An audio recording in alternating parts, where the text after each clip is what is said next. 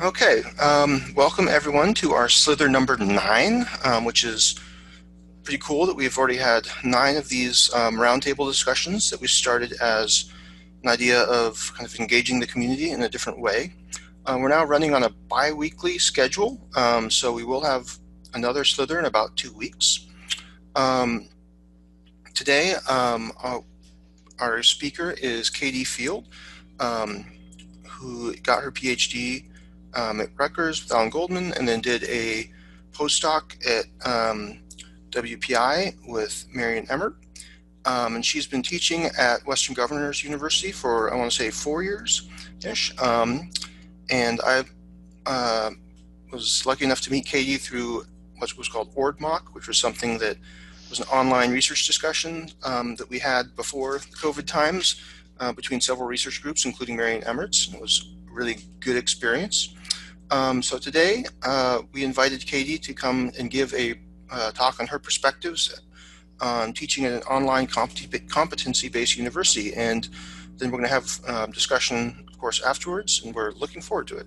So thank you for accepting the invitation, Katie, and take it away. Thank you. Thank you, everybody, for coming. I'm really excited to get to talk to everybody today because I have been teaching. We are a 100% online university, and so I'm going to talk about a couple different things today.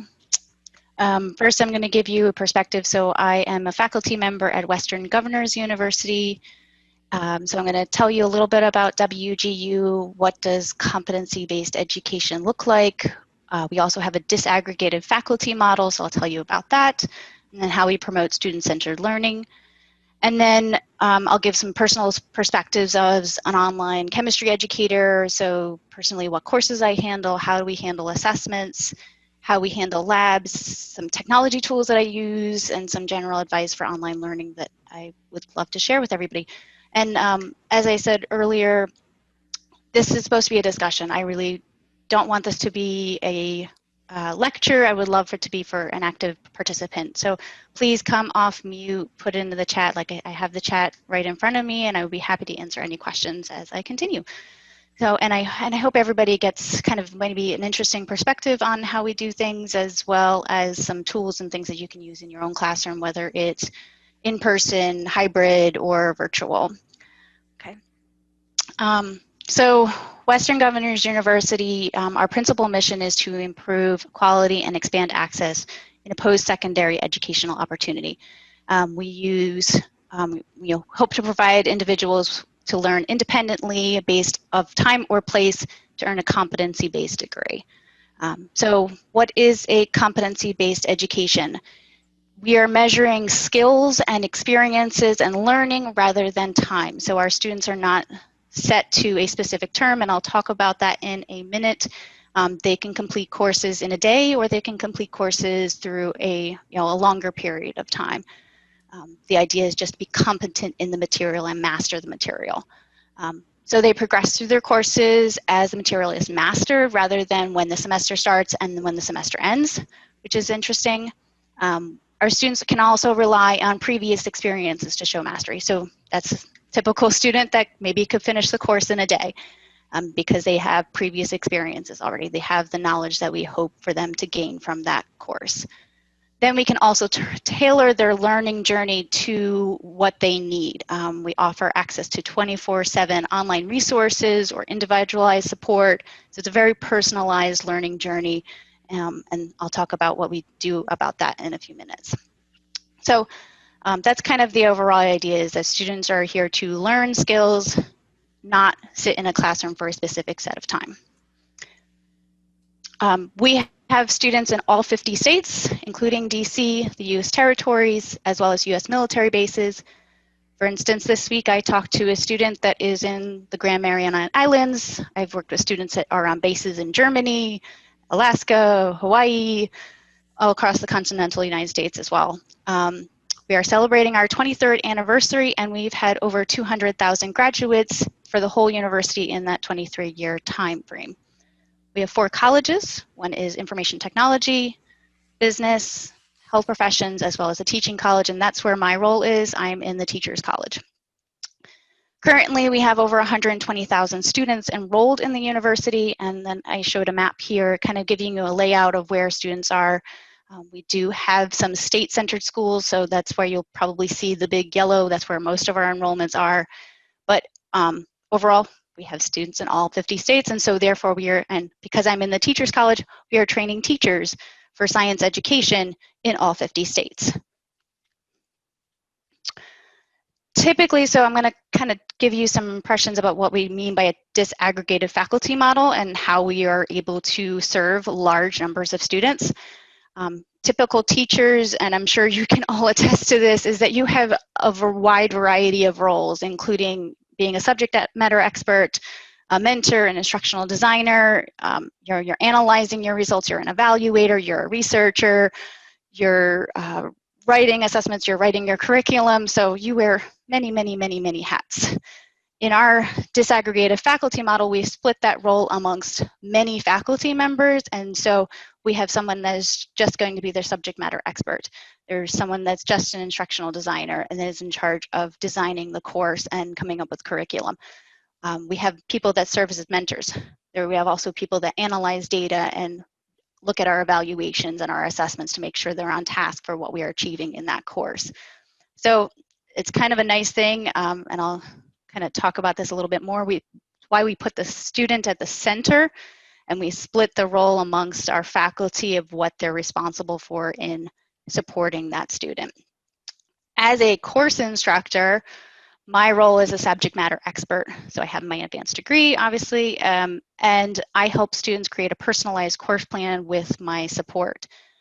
We bring the course to life. We are either doing one-to-one sessions or one-to-many sessions, and I'll talk about what that means. We provide instruction proactively, reactively. We look at students' needs. We personalize it based on their particular subject.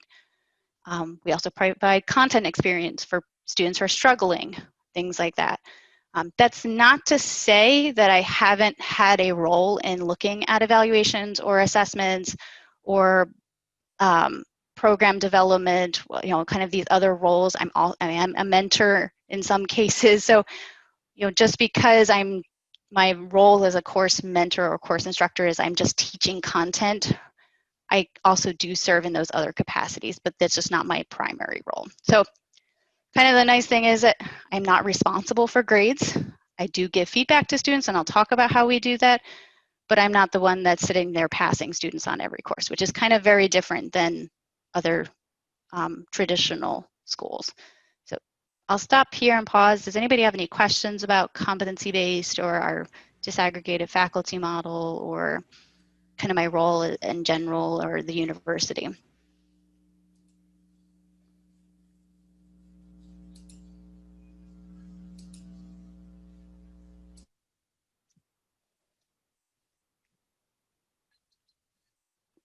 Okay, I will continue. So I'll tell you a little bit about our student experience. Our typical student is not a student that is straight out of high school. They say that they have to have some type of college student. So our median age is 35. We have, adults. They have a lot of responsibilities, whether they're working full-time, working part-time. They have families. They have relationships. They may be military. They may be low-income first-generation student, college students, maybe in rural. So we have a wide array, but kind of the one thing that's usually pretty much across the board is our students usually have more than a responsibility is just school. And so that gives you a very different way of how you approach your students because they're adults. They're not college age teenagers or early 20 students. When our students enroll, they do get a 6-month term, but their terms are monthly, and we have monthly enrollments. So for instance, we have students start on September 1st, their 6-month term will end February 28th. I will have more students start on October 1st, and then their term will end in March. So every month, I'm getting students that have their term starting or their terms ending. So that's the first thing. The second thing is, typically our students enroll in 12 or more credits. They have 3 credits per course, so there's 3 to 4 courses, which is a typical load. Students can accelerate more courses into their term, but they have to finish at least 3 credits per term. So they have to finish at least 1 course to stay in the program. Students also have control about their start and end dates. So kind of going back to, they have monthly enrollments, but when they choose to start their courses within their 6-month term is up to them. So I am always getting new students that are starting courses. I'm also having new students to ending courses, and this could be happening simultaneously. And so that kind of goes back to that personalized approach, is that I could have a student starting today and ending today, and they're in very completely different places. There is no set time for the courses. I kind of talked about that at the beginning. Students are very unique in their timelines. It's all about the competency. If they can master the material in a specific, their set of time, then, I personalize my support to that time frame. We do have a policy that they have to finish their course by the end of the term. If they don't, then it's considered a not pass. It stays on their transcript, so that would be considered failing the course. And then they would have to enroll again in next term. Especially if they want to complete their program, they have a specific set of courses that they do have to complete for their program to get to graduation.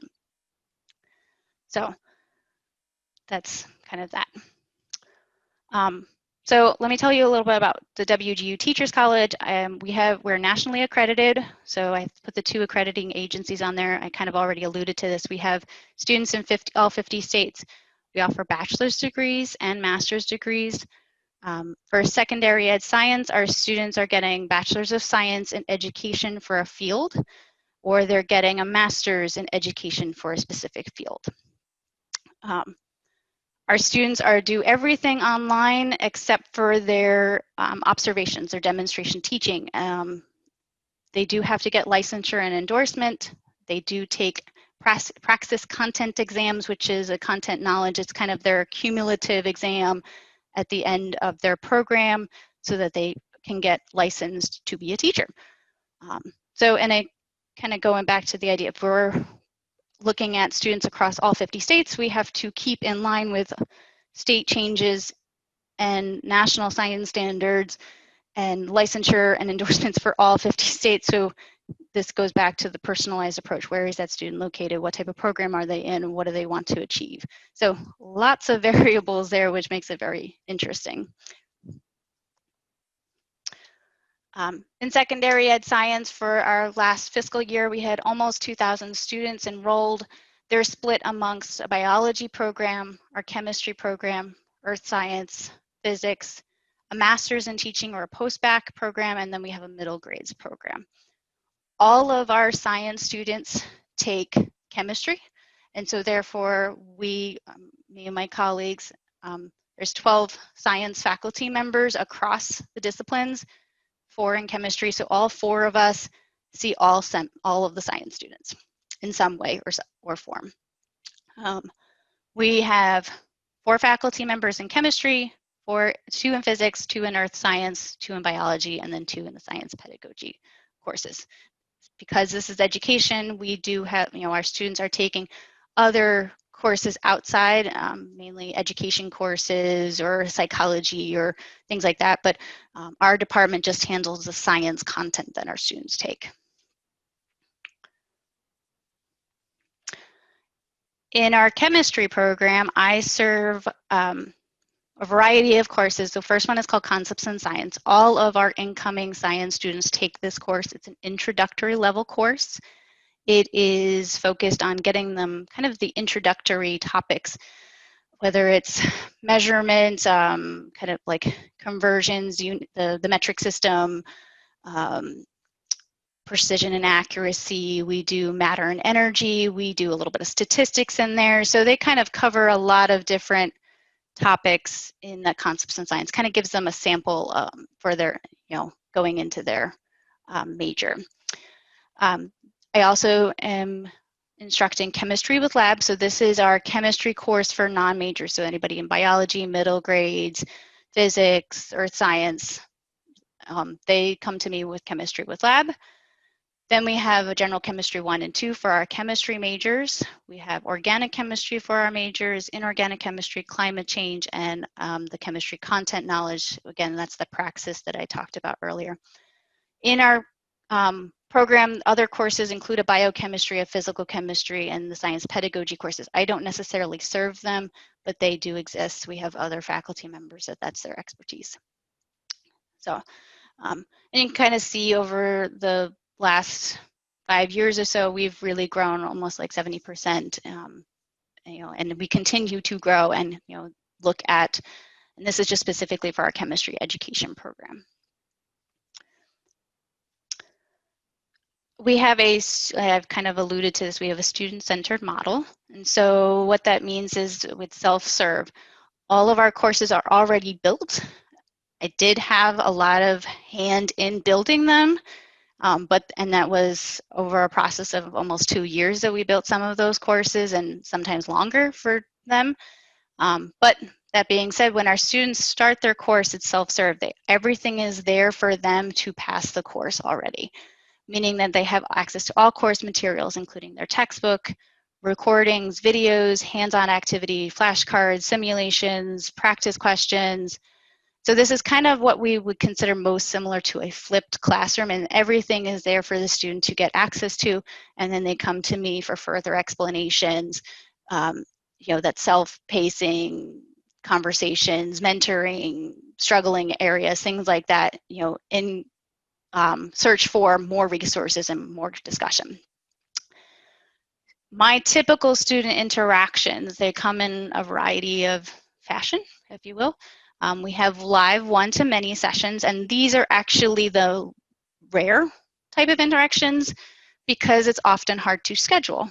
Kind of going back to what our student is. Our student is a typical 35-year-old person with a lot of responsibilities. And so to try and pin down a schedule for everybody to attend a live session together, very hard to do. And also because people are in different places. Going back to the idea that one student may be starting today, so they may need this type of support, whereas another student is finishing the course, and so they need a different kind of support. So to try and do a live one-to-many session are hard to do. We do have some, but they're not the typical interaction. We do have recorded one-to-many sessions. So these are previously prepared lectures that students can access on their own time. They're usually, whether it's going over a simulation or a practice set or something like that, kind of going over a topic. Maybe it's a live session that we did previously and recorded, and then turned into a recorded session to offer to more people. We do have a lot of those, actually. And then the majority of my interactions are one-to-one. And this goes back to the idea of giving that personalized support.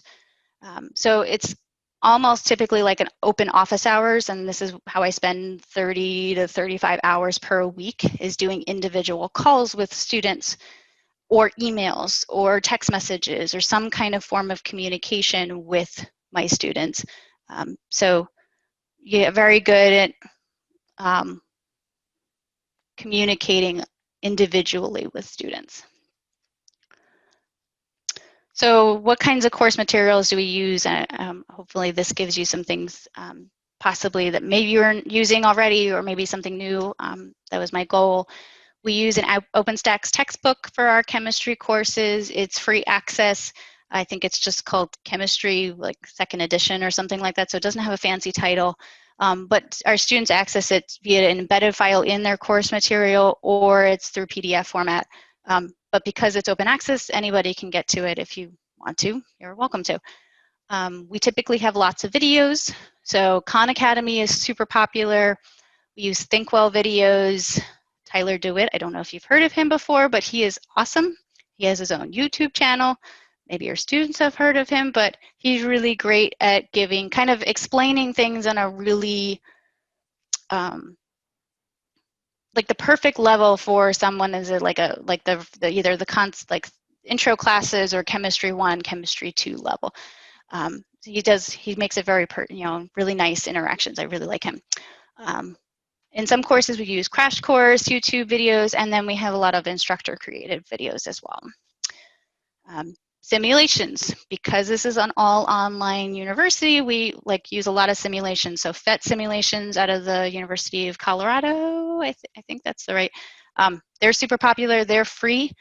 Gizmos is another one. They're a paid service that we use, as well as ThinkWell. We pay for their service to use that in our curriculum.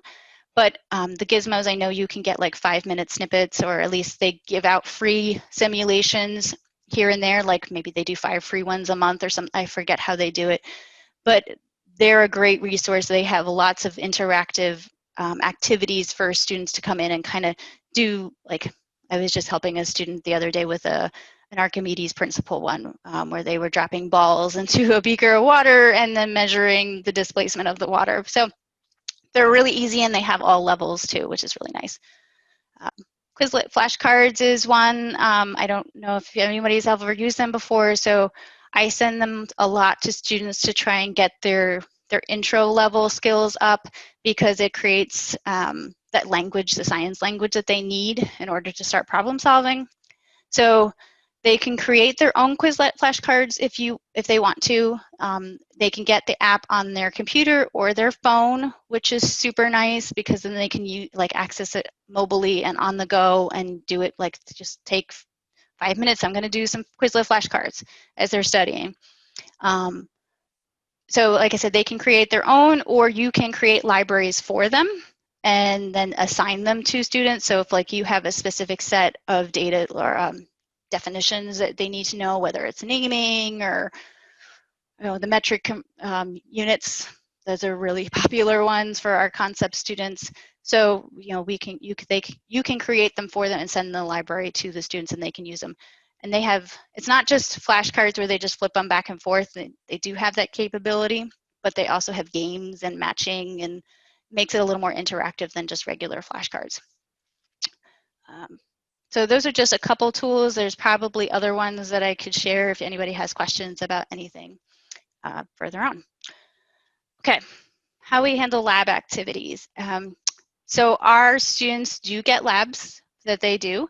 We mail, or so let me kind of take a step back. We use a company called Hands-On Labs. They are a company that mails lab packs to students. We've worked with them and said, these are the experiments that we want you to put together. Here's everything that needs to be in the pack.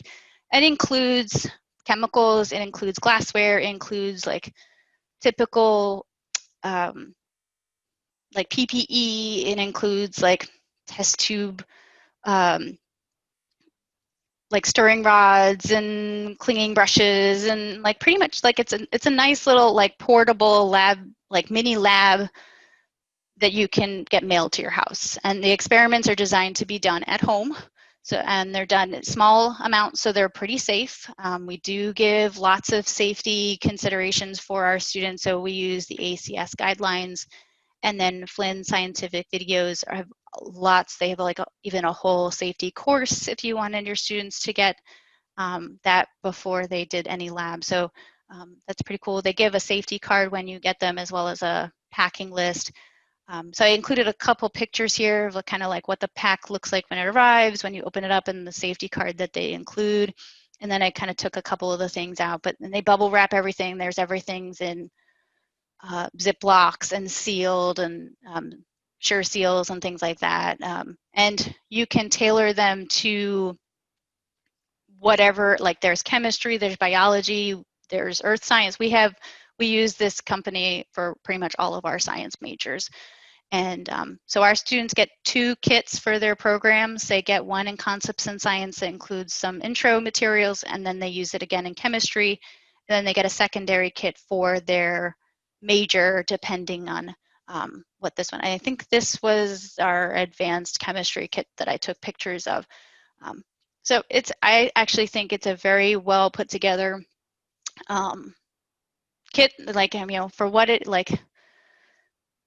is. I mean, it's not a lab, but this is really great kit for when we're trying to educate, we're educating science teachers. So they can now take these equipment, put it into their lab, and it's pretty good quality too.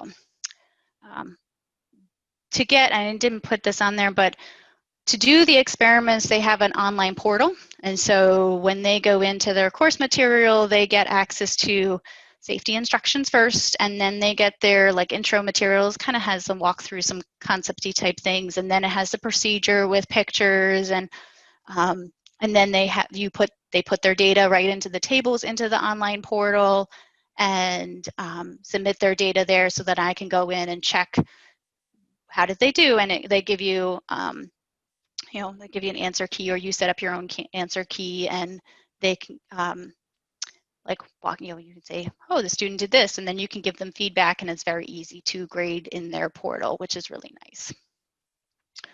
Any questions about the lab packs? And I could show a couple. I have a whole bunch. I think I have about 8 or 9 lab packs from different places, from different courses that we serve. And I can come back to I have a quick question. Yeah. So these are all self-paced as well, right? So a student could do a lab day where they just knock out a term's worth of experiments in 5 hours. Mm-hmm. Depends on the experiment. I mean, some of the experiments are a little bit longer. I think, like, we have a molecular modeling experiment, so they get a little modeling kit. Actually, I'll show you. We have a couple. So this is the kit that our chemistry majors get, and so like that type of thing they could do in pieces if they wanted to. That they could take. I'm going to do a little bit of the lab, because I mean this one's not a wet chemistry lab, so they can do some of it, and then our like wet chemistry labs, maybe that is like a 4 or 5 hour experiment. They do get, like, there is a little section in the portal when they sign in to tell you this lab will take you 3 hours or 5 hours, so they can allot the time if they want to. Did that answer your question? Cool.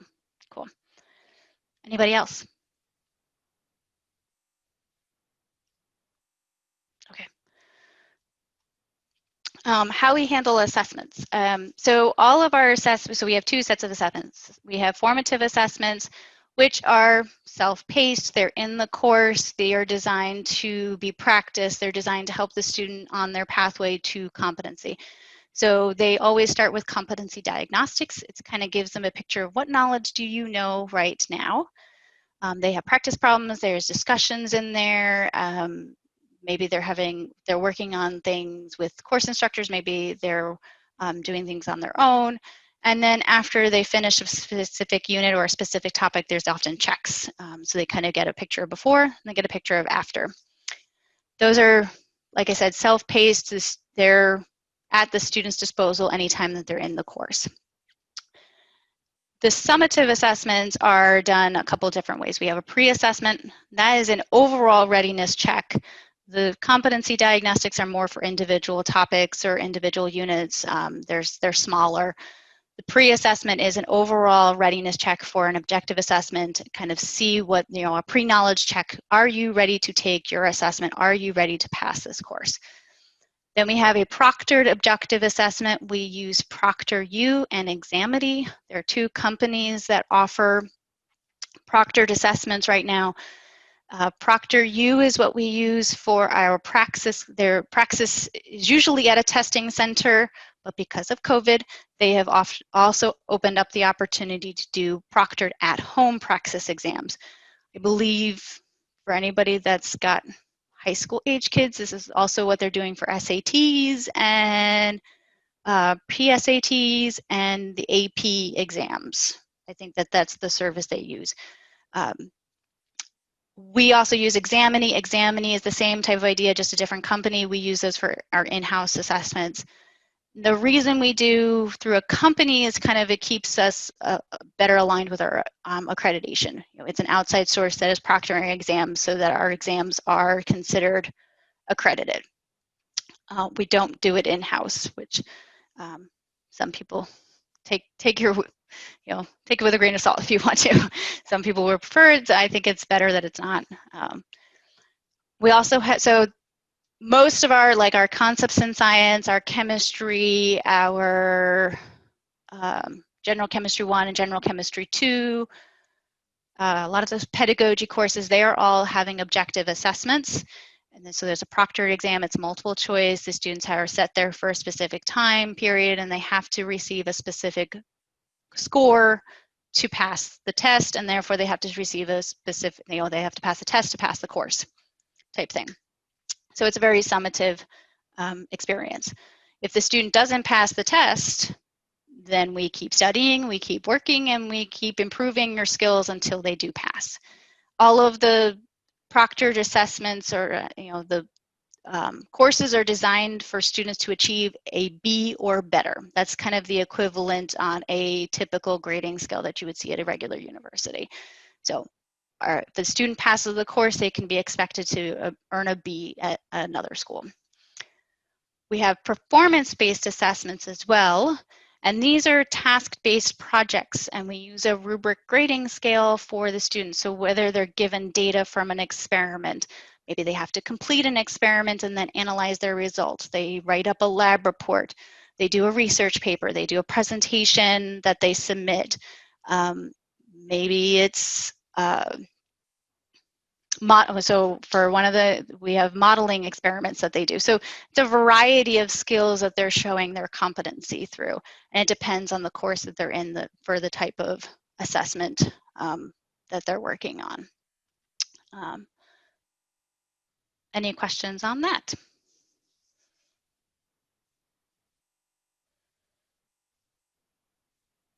Okay. Yes? Okay. So I just wanted to kind of give you some tools and things that I've come across that are super helpful for me as an online instructor. Obviously cameras. All of our students get cameras as part of their welcome kit. They need it to have the proctored exam, so is one of the requirements. I have one too. Most of the time I'm actually not using my camera with my students. If we wanted to, we could, but I like to give my students a little privacy. So I usually don't typically use the camera with them. But I do need it for recording sessions and usually live to one-to-many type sessions, things like that. I use a Wacom tablet. It's just basically a little writing tablet. It's for writing on the screen. It's really super helpful. Trying to write science just using a mouse is really hard to do. And so this one comes like a little pen, and they're not too bad. You could use it's just basically a tablet. There's other ones out there, but I would suggest investing in one if you don't have one already to write on the board, write on the screen. It's very easy to do.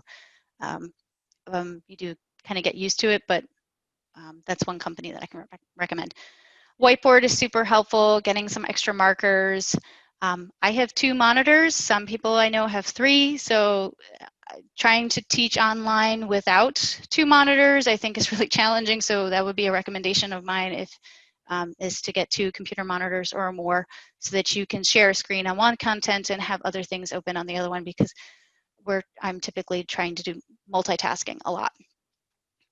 Especially also if you're screen sharing, you typically don't, because of privacy settings, I only want the student to see the things that they're working on. I don't need to share, what other students are doing, things like that. So it's all part of FERPA.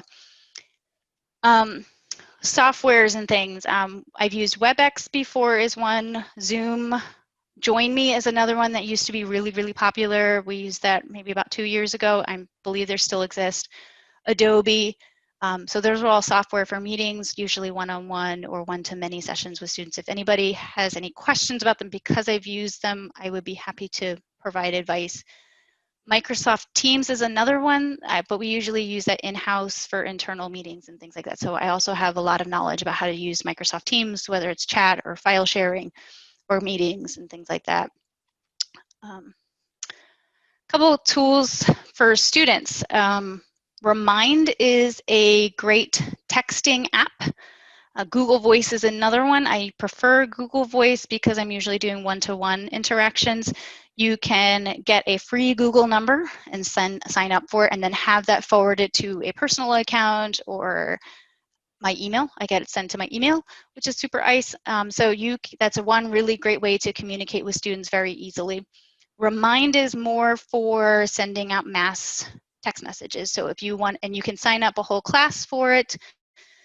Let's say you could put all your students in one class, and so if you wanted to send them a quick announcement like, hey, we're starting 10 minutes late today, or I just posted a new video to Blackboard or whatever platform that you're using, that's a really great avenue. You can have students opt in, or you can put everybody in there, and then you could have students opt out if they want to. It's pretty easy to use. Welcome to. Google Classroom has been obviously a very big favorite for everybody. I think a lot of people have been using it. So if you have questions about it, I've used it for a long time, whether it's Google Forms, Google Docs, Google Spreadsheets, Google Surveys, pretty much anything Google, you know, and I'm always learning something new. Obviously, Outlook is really popular, and I'll kind of give some tips around that in a few minutes, because it's very important to be responsible with how you schedule and manage your time. But if anybody has questions about Outlook, and then some other tech tools for recording things. Screencastify is a free Chrome extension that you can get. And it's for recording your screen or recording a video. Once you've created the video, it creates a Google link, and then you can just send the Google link to students. So I really love to use this because it's great for student feedback. So if a student sends you a research paper or a lab like thing that they're doing or something like that, or if they send you a question and you want to walk them through, like maybe they're not available by phone or they're not in your lecture, you can make a quick video, walk them through the question that they're working on, and then send it to them, and they get a Google link and they can watch it back on their own time whenever they're ready. And multiple times too. They can stop, pause, take notes, rework it, all that stuff.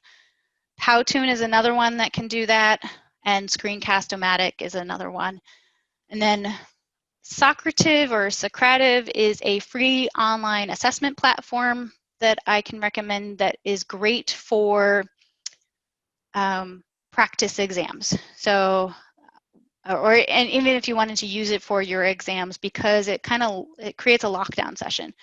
So when the students go in, so you send them a link, say here's your access information, they go in, it creates an assessment for them in there, and then you can see when the students log in, so you can watch them take the exam a little bit.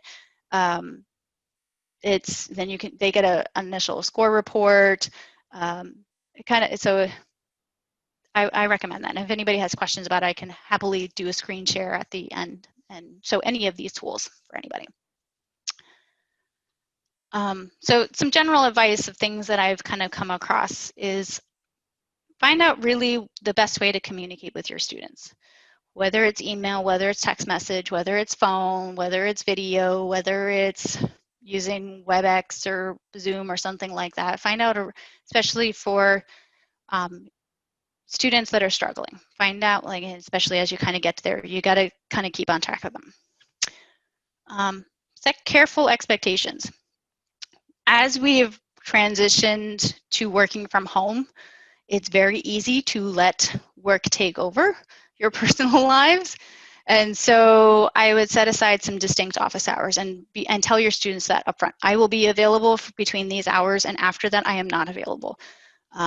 Set aside your lecture time, set aside your admin time, and say these whatever your schedule is going to be, but the more you set aside that time up front and set that to your students, the more successful I think you will be. Also, don't make assumptions. Just because a student is sitting there and listening doesn't mean they're understanding.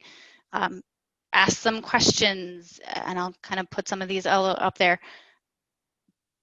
And don't assume that everybody knows how to get into the tech tools. Don't assume that everybody knows what your office hours. You're gonna try to repeat things multiple times. And I would say even more so than you would in a traditional face-to-face interaction with students. That being said, so during the lessons, usually ask, can everybody see my screen? Or can you see my screen? Always gonna wanna try to budget in extra time for tech learning. Does everybody know where the chat is? Does everybody know how to change their camera settings? Things like that. I think Kyle did a great job. You can reset your name if you wanted to, things like that up front. Really take time to listen for non-visual cues, especially if someone's not on camera. And this is something that I've had to train my brain to a lot, is that you may be talking, especially for students one-to-one, or even a couple like here and there. You have to kind of pause and give extra time, because the student may be a little less, you're not going to see the confusion on their faces, is what I'm trying to say. right now I can see Kyle is nodding his head. Okay, he's following. But for other people, you're on mute. I don't know what you're thinking. I can't assume anything. So really take time to listen for the ums, the long pauses, and look, listen if somebody's taking breaks or taking notes. Encourage them to pause and interrupt you with questions. Don't wait till the end of a lecture if you're giving a lecture. Or even if you're just explaining a concept, ask open-ended questions. We've had a lot of training to carefully word emails so that you're creating a dialogue. Instead of saying, I hope this answered your question, I now craft my emails to say, does that answer your question? And ask them, like, when are you planning to do this, so that they feel like, oh, I have to respond to her. She is looking for a response. So rather than asking for yes and no responses or leaving the dialogue closed so they don't have to respond to you, kind of word your text messages or your email communications, or even the questions in your lectures so that students are forced to give a response. Like I said, ask for a repeat. I explained something. What did I just say? Can you explain it in your own words? How would you do this problem? Let's walk through those steps again. Let's make those notes together. Things like, I'll write it out if you tell me what to write, kind of things like that. Make the lessons interactive. Don't necessarily, like, we're all sitting in front of the computers a lot more. So if you're making, like, let's do this simulation together. Let's do this gizmo together. Things like that are super helpful. Whether you're using breakout rooms, they're typical. Maybe I've had students grab their kit.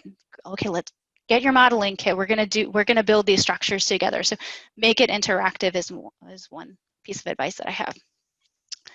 Finally, kind of create a safe space too, because it's very easy for students to hide behind the virtual wall. It's very easy to ignore emails and text messages and not show up to lectures. My advice is to be very careful with your wording.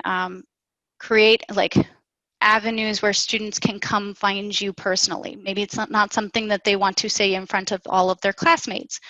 So whether it's giving them your email to contact you personally, or talking about how to use the chat. Zoom has this feature where I can chat to everybody, or I can chat just to one person. So kind of walking them through that. Creating captions for videos, not making that assumption that everybody can hear what you're saying. If you have it in writing as well as the video, that usually helps. Creating office hours that are for individual students, creating emails, things like that. So making it more personable to the student that is not necessarily the super active one in your lectures, or the introverts versus the extroverts, things like that. So kind of brainstorm a little bit around that. So that's kind of my presentation. Please, if anybody has questions or comments, screen share time, I'd be happy to show some of the tools that we use or talk about the lab packs more. And I'll just, that's my contact information up there, but does anybody have anything that I can help with? Okay, thank you, Katie. Yeah, so I think at this point, anything is on the table. Just want to have an open discussion about, thoughts about anything related to what Katie talked about, and teaching our own classes online or hybrid in the time of COVID. So how do you avoid screen burnout at the end of the week? Personally, yeah, so a couple things. We're required to have office hours outside of usual business time. That's one thing. So I've structured my days that I work some evenings, and so I start later in the day.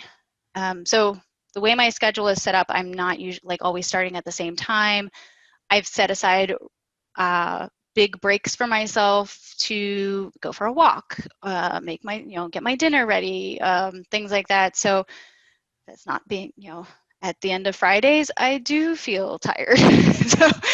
But that's why I said be careful with your expectations and how you manage your Outlook calendar. And I've set aside time. I'm not going to be here. I step away from my my screens, if you will. I go outside, I garden, I take a walk, I get outside, I play with my dog, I get a,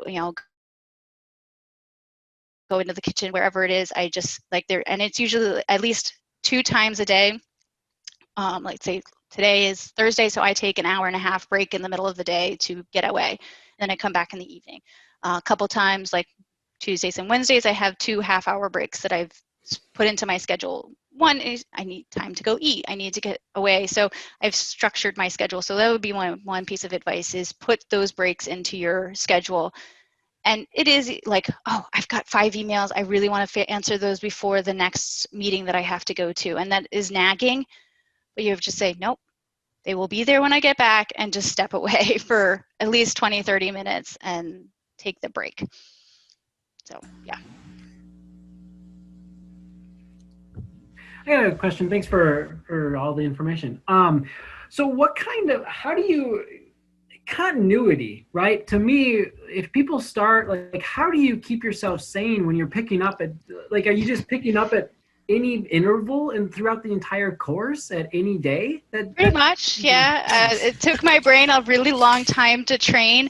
And so you, like, first thing is I would get there's a lot of infrastructure behind the scenes. The university's been going for 23 years. We have built a lot of things to support our students, to support our faculty, so that they can give that individualized support. That's the first thing. 2 is I get really, really good at note taking. I know where that student is. I'm opening usually about 5 or 6 different screens before I talk to a student. So I trained my brain to, okay, I look for this, this, this, and this, and I can kind of get an idea of what they've done, where they are, and then usually you open up the conversation, is talk to, where are you? How are you doing? How are you feeling? And so while they're doing that and they're telling me these things, we do, like, I'm not just picking up the phone and calling somebody and say, okay, we're going to talk chemistry.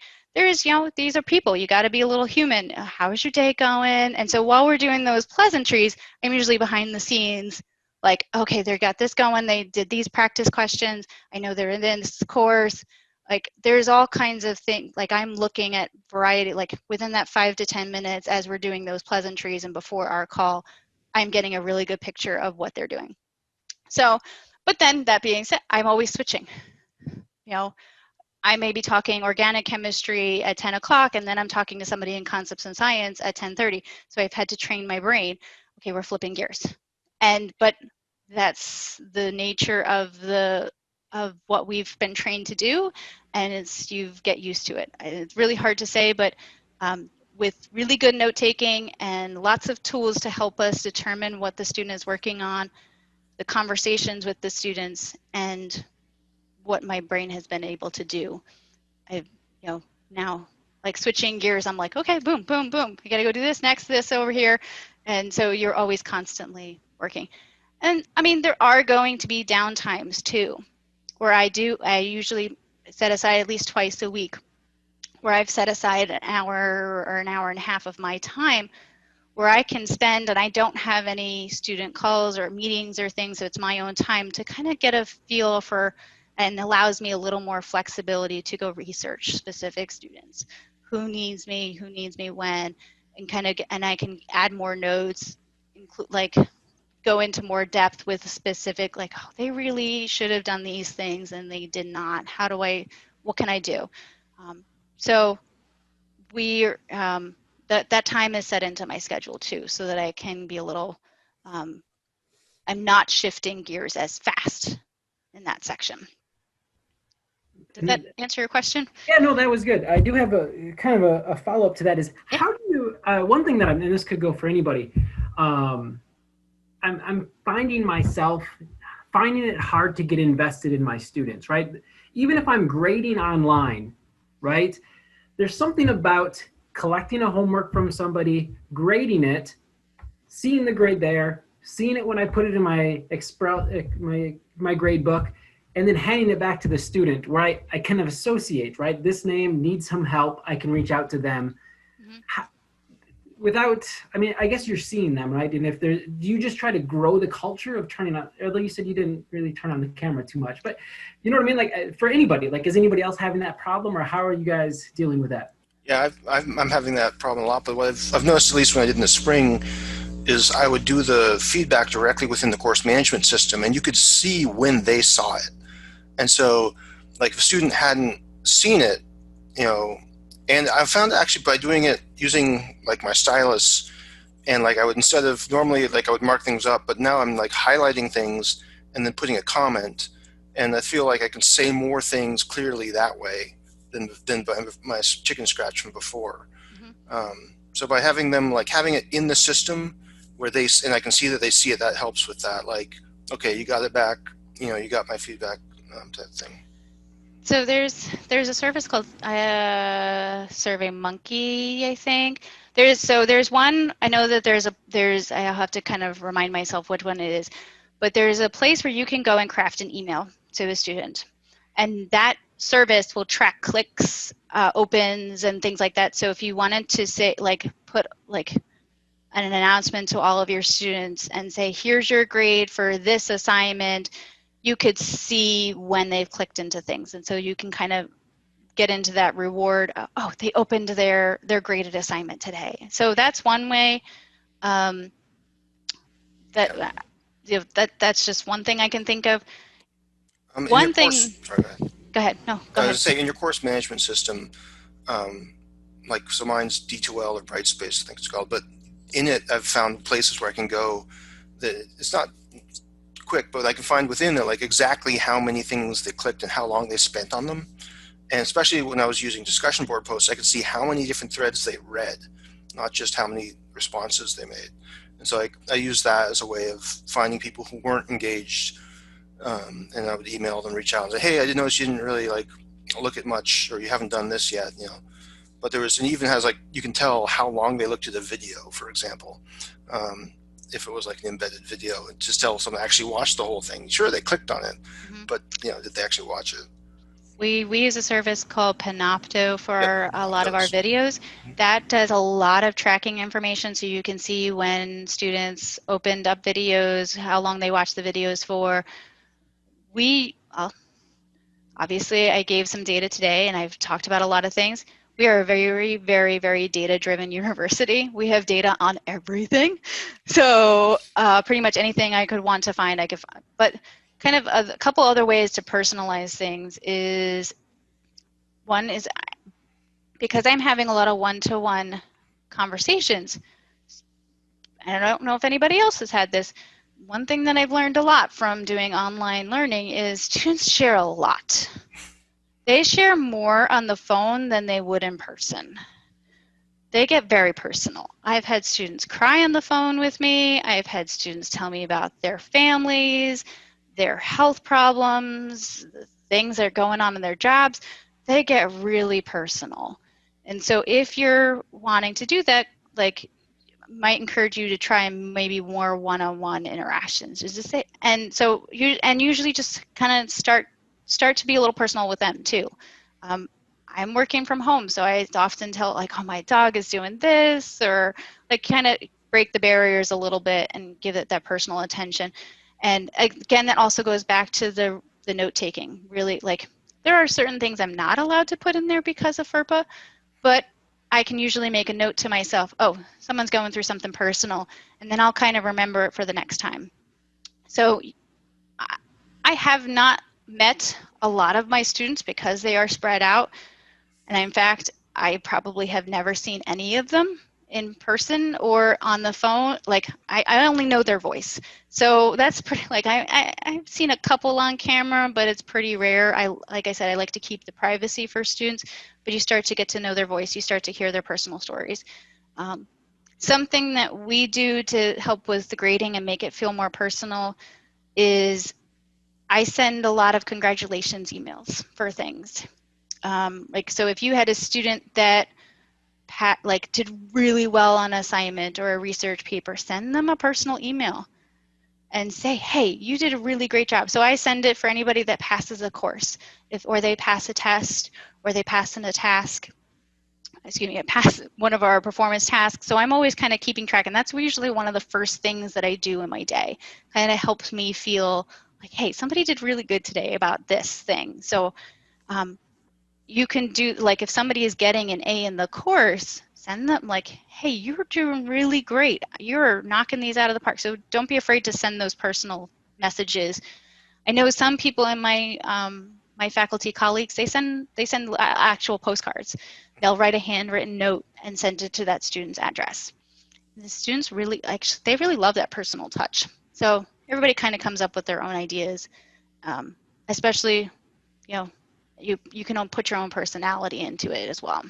Yeah, we're trying a Discord that's, we tell the students it's still considering being at the university, so of course they have to, follow all the usual stuff. But we're talking about, we invited everybody who's a chemistry student in any of the classes, not just chem majors, and then say you can talk about music, you can talk about food, and then try to keep it. And we still have some chemistry stuff, but just again, trying to keep people connected during this remote learning any way we can.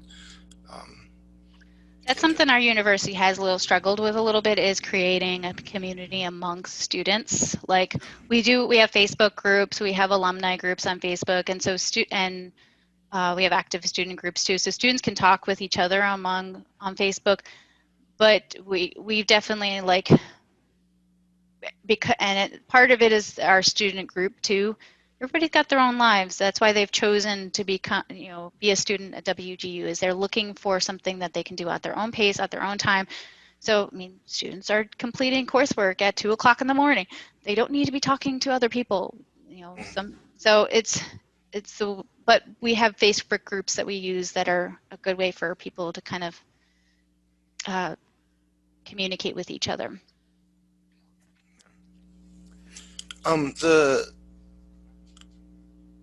You shared a lot of great links to various things. What are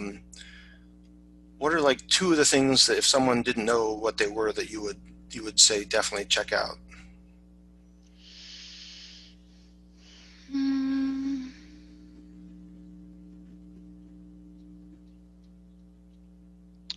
It depends on what you need, I guess. I'll throw. Is anybody interested in finding or Is anyone interested in me giving a little more information about a specific tool? I will say that, or I'm looking to do this in my classroom. What should I do? Anybody have questions about that? Because there's different, I'll just pause there for.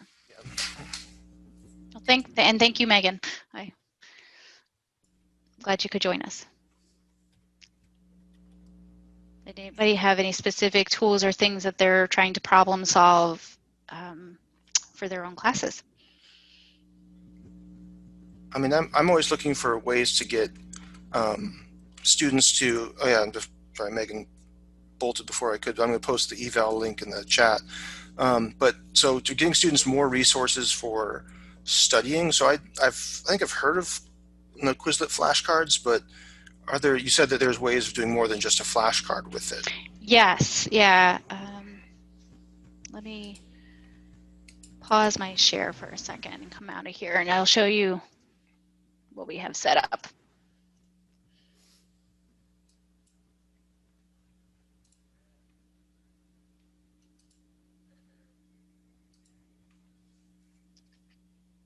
And here's the link in the chat for the quick, very, very short survey, but please fill it out.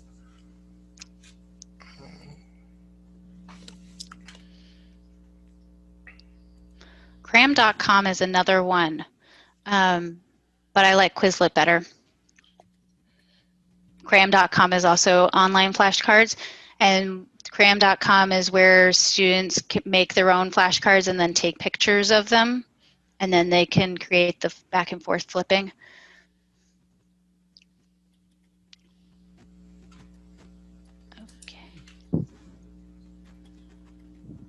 Okay, can you see my screen? Should say. Yep, I see concepts in science. Concepts in science, and then chemistry. Yeah, 832, 833. Yeah. Okay. So I'll just click on the concepts in science and click on one of the units. So when they open up Flash, so they can do flashcards, they can do like a little task, they can do a match. There's a gravity thing, so I'll just do the match one. So there's like games and things. So, oh, okay, I have to match things with this. Let me try this. Nope, that doesn't go together. So, oh, those go together. So they kind of start to pair things. They can create more concepts. Oh, maybe that goes with this. Nope. So that's one way. That's actually, so I'm teaching Gen Chem 1, and one of the things we always trying to get them to remember, like, what experiment helped find what subatomic particle or what piece of information, right? Right. So like then the traditional flashcard is here's this, like they can navigate through here. And this is all free? This is all free. Anybody can do this. There is, like, you can upgrade to a teacher account if you wanted to and pay for that, but students can come in here and create their own flashcards. I'm not sure if I've ever used, we tend to use the match one a lot. I don't know if I've used the gravity one.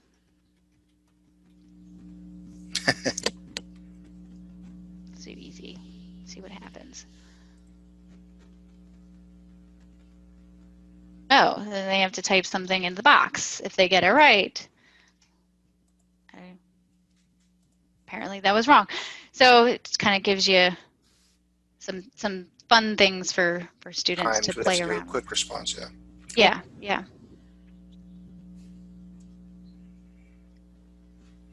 But like I said, we typically use the flashcards or the match. Those are the two favorite ones that I hear about a lot of time. And then there's a quiz one too, so they can quiz them, like the program will quiz them for them, which is nice. Yeah, I might try that out just with this content that I just covered. And so if you make something, you can send it to your class? Mm-hmm. Yeah. Cool. Let me... Yeah, so like, like basically the Millikan oil drop experiment, the, the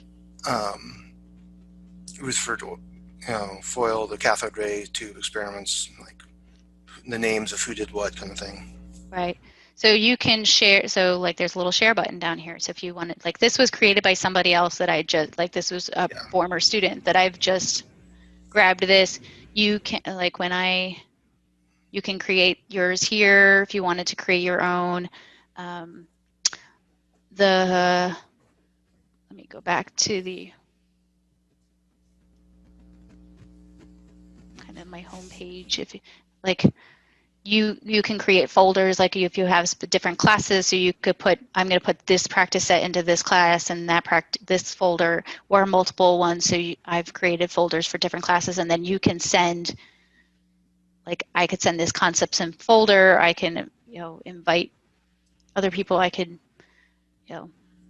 there's obviously they look like they have ways to track students and things like that. So I use it more as a study tool to help students, but I haven't really tracked students in it, so I'm not that particular about it. Yeah. Cool. Anyone else have thoughts or questions, or want to continue the discussion a little longer before we end? I had one more. So when you're looking at like Chem 1 to Chem 2, do you see with the self-paced students, do they transfer a lot of that information into long-term knowledge? So are you seeing the second course having more success, or they're remembering things better, I guess? Yes, typically so our Chem 1 to Chem 2 students are, they're usually doing them back to back. So, and they're usually within the same 6-month period of time. So they do have really good transition.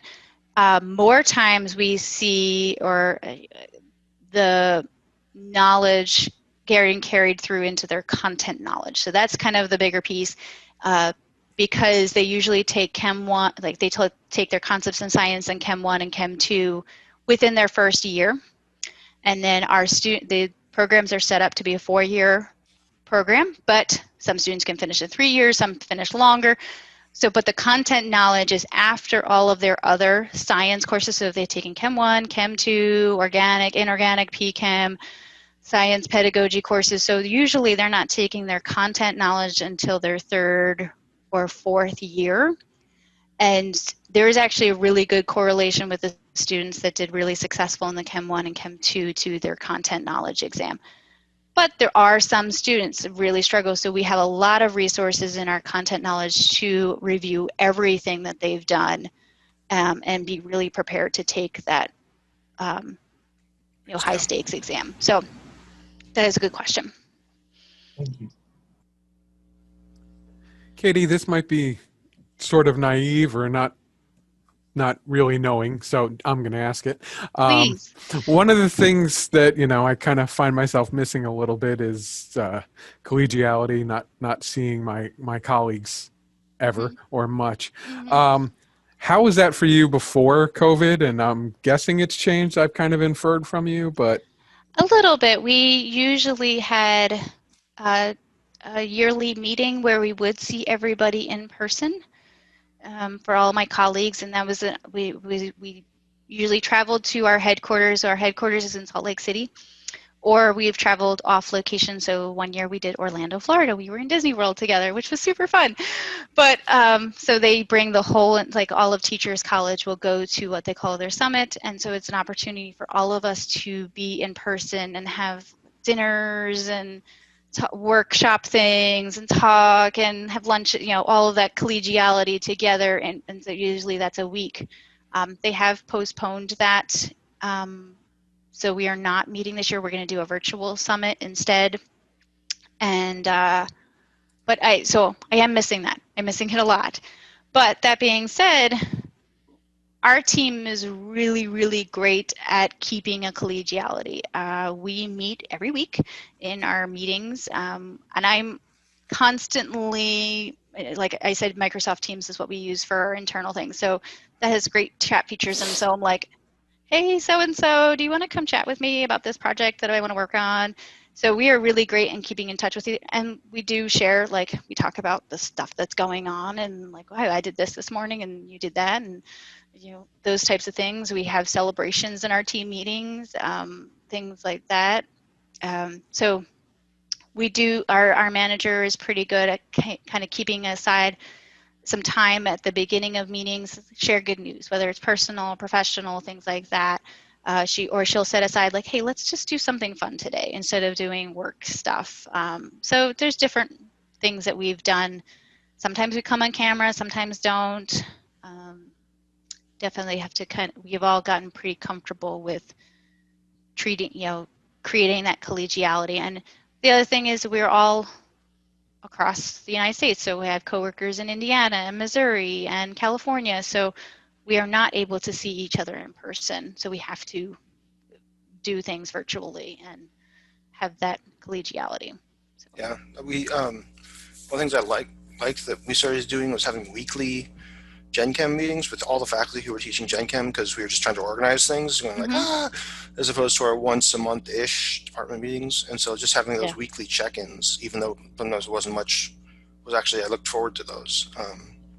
We have work groups. So like I meet every week with my chemistry group. I meet every week with the larger science team.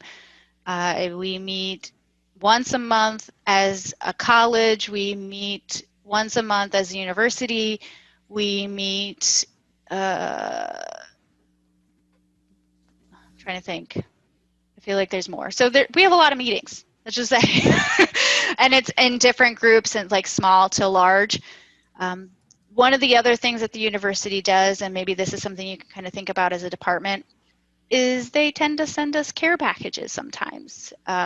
Like we just had a meeting kind of celebrating our last fiscal year, so they sent us a t-shirt just to kind of so that everybody feels like they're still part of a team. And so maybe that's something to kind of think about if you do have budget, is okay, we're going to put together like a chemistry faculty care package, and maybe somebody organizes that and sends it to everybody so that you all kind of get something.